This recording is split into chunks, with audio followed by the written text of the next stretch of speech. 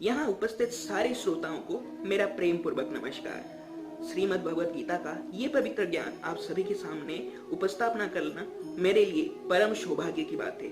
श्रीमद् भगवद गीता हिंदू शास्त्रों में सबसे पवित्र ग्रंथ के रूप में माना जाता है।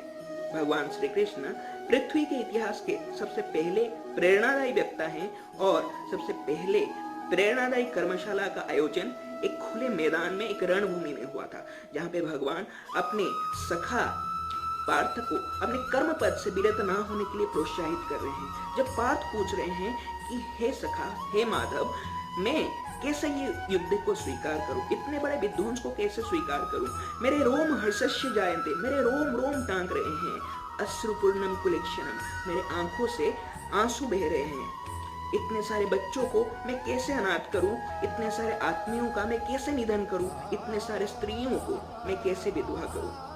भगवान श्री कृष्ण ये सृष्टि के सबसे पवित्र शक्तिशाली श्लोक का प्रयोग करते हैं। क्लैबंगमाश्मगमः पार्थ नैत्वत्वजुपपद्यते क्षुद्रं हृदय द्रौबल्यं तृप्ततिष्ठं परं तप। अर्थात हे पार्थ, ये नपुंसकता तुमको शोभा नहीं देती, बड़े ही महाज्ञानी जैसे तर्क करते हो, वास्तव में बड़े ही मूर्ख हो तुम। एक वृक्ष से जब टहनी टूटती है तो उस टहनी के टूटने से नए टहनी का जन्म होता है।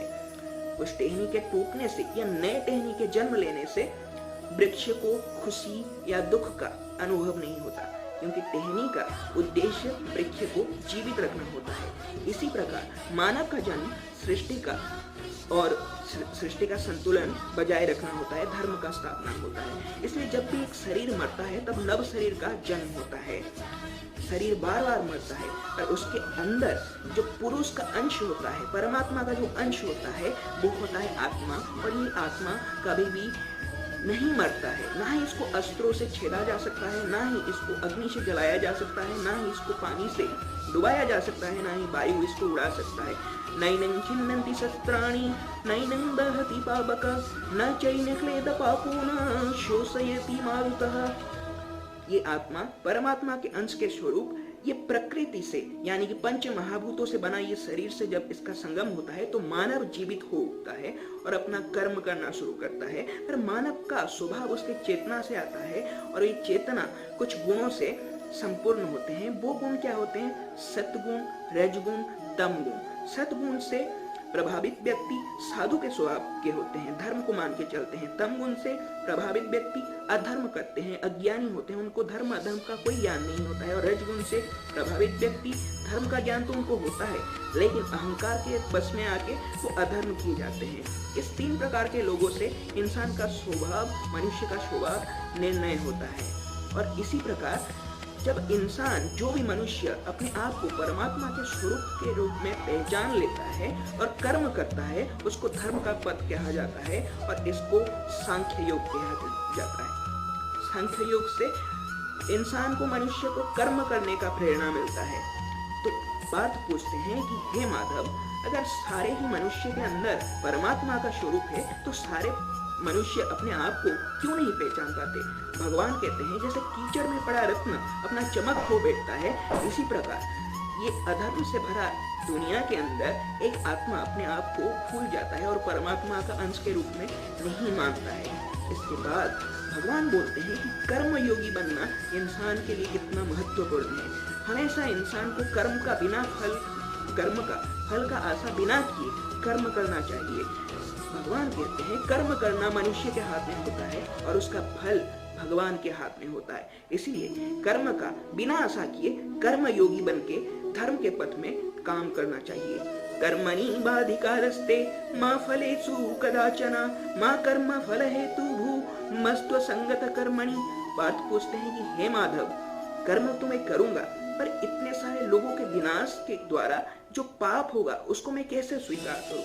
भगवान बोलते हैं कि सुख या दुख का बिना सोचे, जय पराजय का बिना विचार किए जो व्यक्ति अपना कर्म को किया करता है उसको पाप का भागीदार नहीं बनना पड़ता है। इसलिए भगवान कहते हैं सुखे दुखे समय कृता लाभो लाभो जया जयो ततो जुध्याय जुध्यशो नैवं पापमांशसि। इसलिए तुम अपना कर्म करते जाओ और कर्म योगी बनके कर्म योग को अपना धर्म मान के कर्म करते जाओ। जब तुम कर्म करोगे तब तुम्हारे अंदर समर्पण का भाव जात होगा, और उस समर्पण के भाव से तुम्हारे अंदर भक्ति आएगा। इसको भक्ति योग कहते हैं। भक्ति योग से इंसान को परमात्मा का स्वरूप का दर्शन होता है और उसको मुक्ति का मार्ग मिलता है। ये जो जन्म मरण का जो चक्र चलता रहता है, उससे इंसान को मुक्ति मिल जाता है भक्ति योग से। तो पार्थ पूछते हैं कि परमात्मा का स्वरूप को कैसे दर्शन किया जा सकता है। भगवान कहते हैं कि हे पार्थ, जब तुम एक अंधकारपूर्ण कोठरी में बंद होगे और तुम्हें रोशनी या फिर आलोक को देखना होगा, तो तुम क्या करोगे? तुम उस कोठरी से बाहर जाओगे और खुले आसमान के नीचे जाके आकाश की तरफ देखोगे। इसी प्रकार भगवान को देखने के लिए तुम्हें अपने आंखों से अहंकार, मिथ्या, अधर्म का ये अंधकार को हटाकर देखना होगा। तब सृष्टि के हर कोण, हर अनुकोण में तुम्हें परमात्मा का स्वरूप का दर्शन होगा। इसलिए अपने आप को मेरे प्रति समर्पण कर दो और भक्ति योग से मेरा दर्शन करो। तो पार्थ बोलते हैं कि क्या आप ही परमात्मा हैं? भगवान बोलते हैं कि हाँ पार्थ, मैं ही परमात्मा हूँ, जैसे तुम भी हो, हम सब हैं। पर पार्थक्य इतना है कि मैंने अपने आप को परमात्मा के रूप में पहचान लिया है। इसलिए तुम मेरे प्रति अपना समर्पण कर दो। सर्वधर्मं परित्यज्य मामेकं शरणं गच्छ। सर्वधर्म को परित्याग करके, सारे संकल्पों को भूल के अपने आप को मेरे निकट में तुम समर्पण कर दो। तब पार्थ बोलते हैं कि हे भगवान, सांख्य योग से मैंने अपने आप को परमात्मा के रूप में मान लिया। कर्म योग से मुझे कर्म करने का प्रोत्साहन मिल गया। भक्ति योग से मैंने अपने अंदर समर्पण का भाव ले आया, अपने मन में आपके प्रति भक्ति ले आया। पर अभी तक मुझे आप में परमात्मा का असली स्वरूप का दर्शन नहीं हुआ है। कृपा करके आप अपने असली स्वरूप में आइए और मुझे अपना वास्तविक रूप दिखाइए। तब भगवान अपने असली स्वरूप में जाते हैं और पार्थ को अपने विश्व रूप का दर्शन करवाते हैं। और पार्थ पूछते हैं कि हे भगवान, मुझे सद ज्ञान दे और बताएं आप कौन है।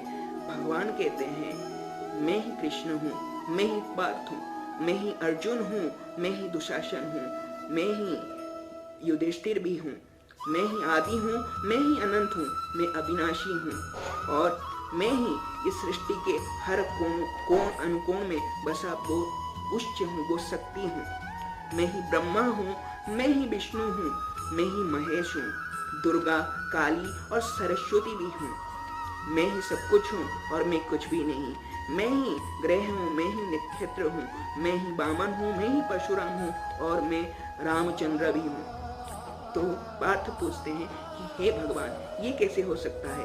आपका जन्म का तो बहुत सारे लोग दर्शन किए हैं, आपको तो जन्म लेते हुए बहुत सारे लोग देखे हैं, पर कैसे आप बोल सकते हैं कि आप अविनाशी हैं? तब भगवान श्री कृष्ण कहते हैं कि हे पार्थ, तुम सिर्फ मुझे इस शरीर के रूप में देख रहे हो और मैं अपना आत्मा का बात कर रहा हूँ। मेरा आत्मा का ना ही कभी अंत था, अंत है, ना ही कभी आदि इसका था। ये सिर्फ बार बार शरीर बदलता रहता है। जैसे हमारा शरीर पोशाक बदलता रहता है, इसी प्रकार हमारा आत्मा बार बार शरीर परिवर्तन करता रहता है। और जब भी पृथ्वी में अधर्म का भार बढ़ जाता है, साधुओं का नाश होना शुरू होता है, तब तब मैं अवतार लेता हूँ और तब मैं अधर्म का संहार करके धर्म का स्थापना करता हूँ। अगर तुम आज गांडीव नहीं उठाओगे, युद्ध नहीं करोगे, तो मैं एक मुहूर्त में अपना सुदर्शन निकाल के ये सारे पापियों का नाश कर दूंगा। इसलिए अधर्म का नाश होना तय है। और जो लोगों के प्रति तुम मोह रख रहे हो, ये नव नए जन्म लेके फिर से धरा में आएंगे। तो ये मोह का त्याग कर दो और भगवान के प्रति अपने आप को स्थिर करके, अपने मनोवृत्ति को स्थिर करके, समर्पण करके युद्ध करो। और अंत में इसको समझाने के लिए वो एक श्लोक कहते हैं, यदा यदा हि धर्मस्य ग्लानिर्भवति भारत अभ्युत्थानम् धर्मस्य तदात्मानं सृजाम्यहम् परित्राणाय साधूनां विनाशाय च दुष्कृतं धर्म संस्थापनार्थाय संभयामि युगे युगे। सो मेरे सारे मित्रों, हमारे जीवन में हम बहुत सारे द्वंद्व में घुसे रहते हैं, हमें बहुत सारी समस्याएं दिखाई देती हैं। बस अर्जुन का समस्या उसके जीवन का सबसे बड़ा समस्या था, जिससे भगवान ने उसको निकाला था अपने इन वाक्यों से, शक्तिशाली वाक्यों से, और फिर से उनको ना पुनर्जन्म लेना पड़े, अवतार ना लेना पड़े, इसलिए वो वाक्यों को वो श्रीमद् भगवत गीता में हम मानव जाति के लिए छोड़ गए, और इसको हम पढ़कर हमारे ज्ञान कोश में इनको भर के हम अपने जीवन में वो सफलता अर्जन कर सकते हैं, और जो भी हम अपने जीवन में चाहते हैं वो सब कुछ हम उपार्जन कर सकते हैं। तो अपने ऊपर भरोसा रखिए, भगवान के ऊपर भरोसा रख के, धर्म के पथ पे चल के, इन योगों को मान के अपने जीवन में आप सफल बनिए, और अपने मित्र और परिवार वर्गों को भी सफल बनाइए। इसी के साथ आप सभी को सुनने के लिए मैं तहे दिल से, हृदय के गहराई से आप सभी का आभार प्रकट करता हूँ, और इसी के साथ मैं आप लोगों से विदाई लेना चाहता हूँ। आप सभी को मेरे तरफ से अशेष अशेष धन्यवाद।